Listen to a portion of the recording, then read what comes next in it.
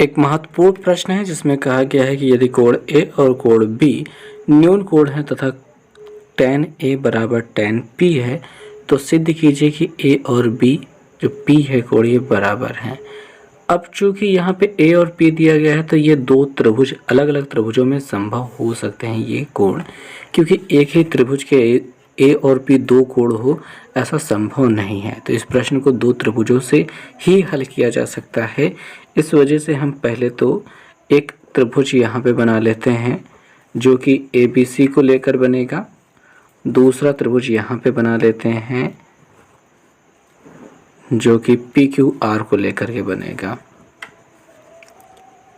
यहाँ पे 90 अंश का कोण है, यहाँ पे 90 अंश का कोण है। अब यहाँ पे दिया गया है कि ये वाला कोण है और ये जो दो कोण है न्यून कोण है, तो हम यहाँ पे हल करना शुरू करेंगे।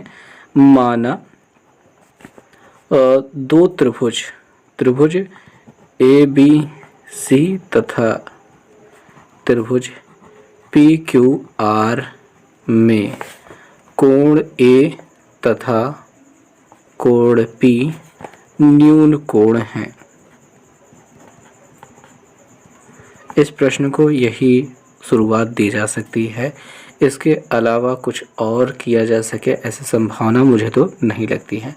चूँकि ये 6 नंबर का प्रश्न है इसलिए इतना तो मेहनत करनी पड़ेगी। अब यहाँ पे साथ में दिया गया है कि हमारा जो tan A है वो बराबर है tan P के, तो ये भी लिख लिया।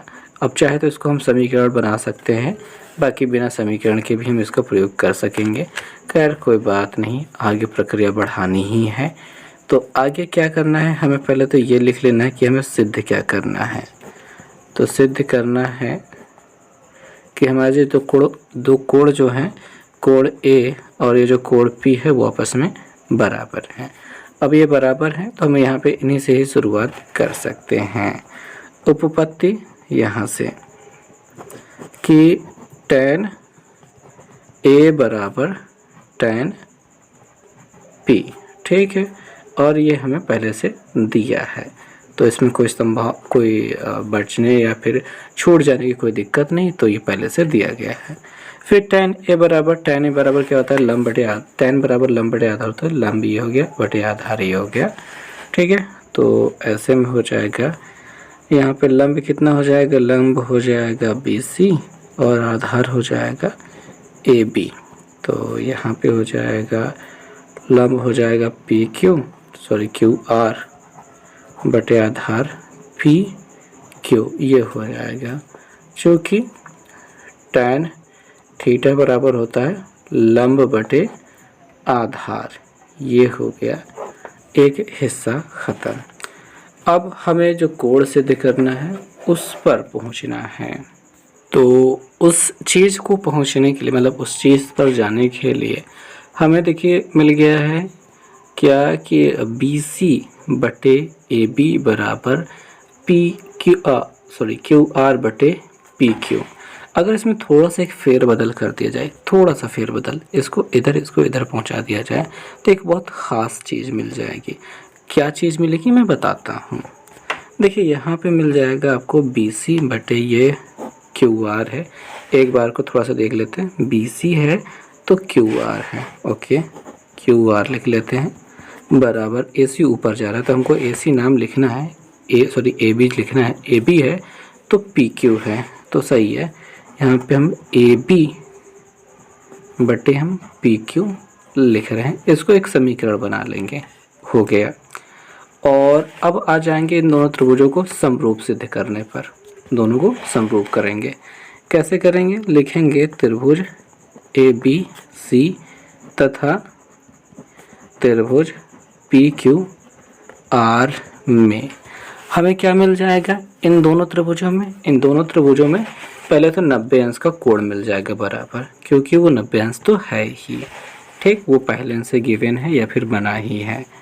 और BC बटे QR दो भुजाओं का अनुपात बराबर मिल रहा है, AB बटे PQ मिल रहा है, और समीकरण 1 से ये मिल गया, समीकरण 1 से।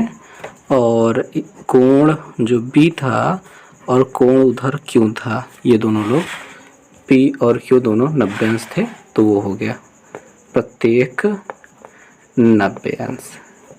ऐसे में तो दो भुजाओं का अनुपात बराबर हो गया है और एक कोण बराबर हो गया है, तो ऐसे में दोनों त्रिभुज हो जाएंगे एस ए एस समरूपता से दोनों त्रिभुज हो जाएंगे समरूप त्रिभुज ए बी सी। ये समरूप हो जाएगा त्रिभुज पी क्यू आर के। और किसी त्रिभुज को अगर आप समरूप सिद्ध कर लेते हैं तो उनके संगत कोण क्या होते हैं, बराबर होते हैं। तो ऐसे में आपका जो कोण ए है वो पी के बराबर हो जाएगा, अर्थात कोण यहाँ पे लिखेंगे तब कोण ए बराबर कोण पी। इसका कारण क्या है, समरूप त्रिभुज के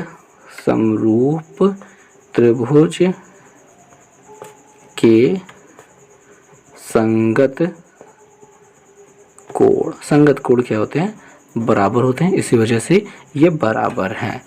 और बस इतना सा सिद्ध ही करना था हमें, नीचे लिख देंगे इति सिद्धम। सो उम्मीद है आपको ये जो प्रश्न है समझ में आया होगा और आप इससे 6 नंबर बड़े आराम से प्राप्त कर सकेंगे।